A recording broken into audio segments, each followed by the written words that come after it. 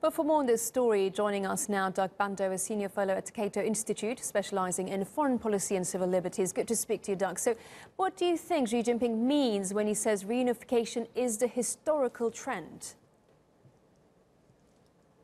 Well, this is a position that Beijing has long taken. The change is that President Xi is suggesting some impatience.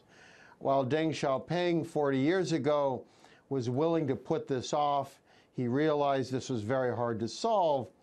President Xi has been taking a very aggressive position in the South China Sea territorial issues. He's been pushing hard in Hong Kong, much rougher treatment in China itself against critics. So this makes it very dangerous if he's pushing hard and demanding a resolution in the near future. So Taiwan's president said we'll never accept one country, two system.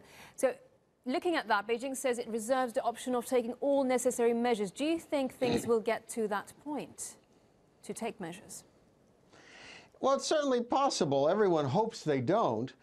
China is determined to make Taiwan part of China again. And that nationalism is not only in the government. I have found that among students and others who are rather liberal in other ways.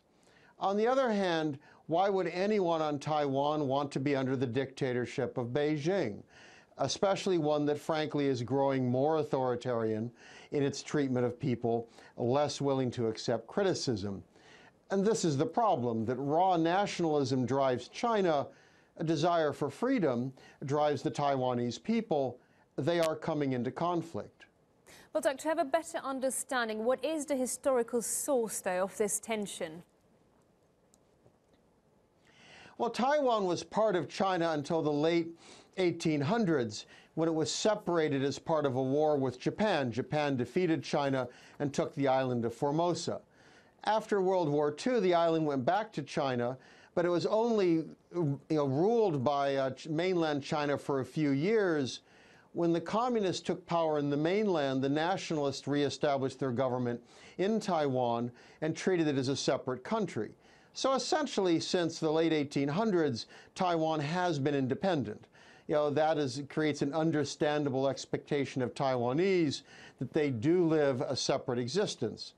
China looks back to that older time and says, this was never illegally taken, this should return to China.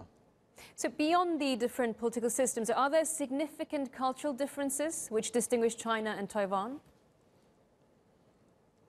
Well, there are some. The Taiwanese people have developed separately. It's a much smaller country. It is a much more liberal country. It's democratic. It has a very raucous democracy. While China is much more authoritarian, the strong leadership. Imagine what China has gone through with the revolution, the Cultural Revolution, all the horrors that afflicted the mainland. They still recognize each other. They can talk to each other, but there are some differences there. And younger Taiwanese do not view themselves as Chinese. They view themselves as Taiwanese. And that ultimately is the big issue for Taiwan. The younger generation does not see themselves as part of the mainland. Well, that's all the time we have. Thank you very much for that insight there, Doug Bandow.